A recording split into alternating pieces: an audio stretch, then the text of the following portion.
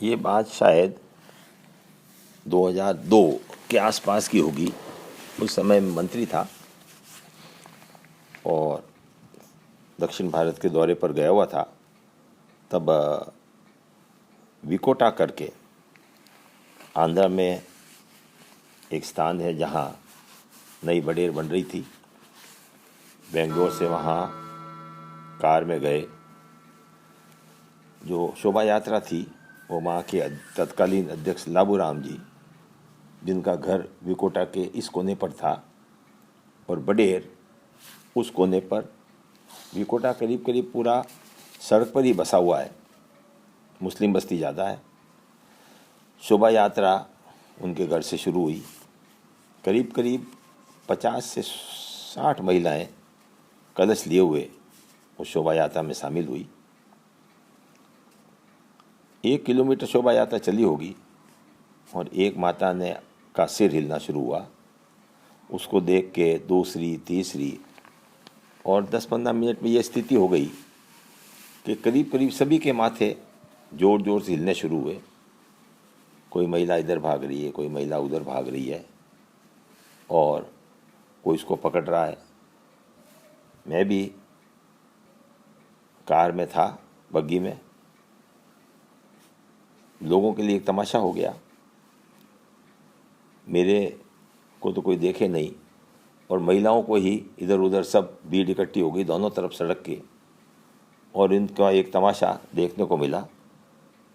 किस तरह से माता जी प्रार्थना करते रहे और वो शोभा यात्रा पूरी हुई। ऐसा ये पहली बार ही नहीं हुआ, पर इतने सारे माथे हिले ये पहली बार ही हुआ। बाकी तो 2, 4, 10 जगह कहीं न कहीं किसी को कोई भाव महिला को आ ही जाता है। मैं उसके बाद प्रोग्राम समाप्त करके जयपुर आया। डॉक्टरों के साथ कोई नॉर्मल कोई मीटिंग रखी हुई थी, कुछ लोग आने वाले थे। तब तक मैंने डॉक्टरों से ये सवाल पूछा। मैंने कहा, ये इस तरह से जो सिर हिलता है इसका क्या कारण है? और फिर उनको वो बोलना शुरू हो जाती हैं, माता जी आ गए हैं, कोई दुपेड़ लाता है, कोई नारियल लाता है। कहा था पूरा समझाओ, तो मैंने उनको ये समझाया। मैंने कहा इस तरह से कलश सिर पर होता है, दोनों हाथ से कलश को पकड़े रहते हैं और फिर पानी हिलता है तो पानी गिरता है। उनका साहब सीधी सी बात है, बॉडी की बनावट में हाथ को नीचे रखना एक नॉर्मल बॉडी का काम होता है। जब आप कलश के लिए हाथ को ऊपर उठा लेते हो तो हाथ का अंदर खून का सर्कुलेशन कम पड़ जाता है और वो हाथ की जगह सिर में चढ़ना शुरू हो जाता है। सिर गर्म होता है, उसकी संतुलन बिगड़ता है और वो हिलना शुरू होता है ताकि ठंडा हो। कुछ पानी गिरता है तो और अच्छा लगता है और इस प्रकार ये हिलना शुरू होता है। अरे मैंने कहा भाई ये तो सही है, पर इसको बंद कैसे करें? कहा आप ये कलश यात्रा बंद कर दो। मैंने कहा वो थोड़ी होती है भैया। मैंने कहा और कोई तरीका बताओ। एक डॉक्टर ने कहा साहब यूँ करो, उनको लेडीज़ को समझाओ कि आप दोनों हाथ एक साथ कलश पे नहीं रखें। एक हाथ थक जाए तो उसको बदल के दूसरे पे कर लें, दूसरे को बदल जाए तो पहले पे कर लें। मैंने कहा इतना ही? हाँ साहब।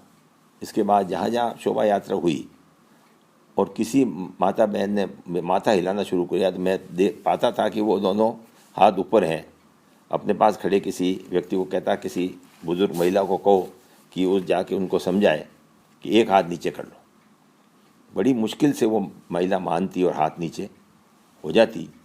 कई फंक्शन होते, उसके फंक्शन के पहले ही मैं सबको वॉलंटियर्स को कह देता, भाई सब महिलाओं को समझा दो कि दोनों हाथ एक साथ ऊपर नहीं रखने हैं, ये अपने धर्म के विरुद्ध है और एक एक हाथ बारी बारी से चलाओ। वो 2002 और अब 2019 में बैठे हैं। उसके बाद सारे माथे हिलने सब बंद। बड़े बड़े लंबे लंबे जुलूस निकले। बाली में अभी 4.5 घंटे का, 7.5 घंटे का था। लिंगराजपुरम में 4.5 घंटे का। इसी तरह से मोहम्मद अली में 4 घंटे का, पर किसी का माथा नहीं हिला। इसमें मैं ये देखता हूँ कि अगर ये इंसिडेंट वहाँ नहीं होता और मैं उस टाइम मंत्री नहीं होता तो आज तक ये जो अंधविश्वास है कि माता जी का प्रवेश होता है और माता जी प्रवेश होकर और चमत्कार दिखाते हैं, उस अंधविश्वास को मिटाने का कोई रास्ता नहीं मिलता। तो अपने आप कोई मौके आते हैं जब अपने आप को शिक्षा भी मिलती है, सीखने को मिलता है और उसे सुधार करने को भी मौका मिलता है।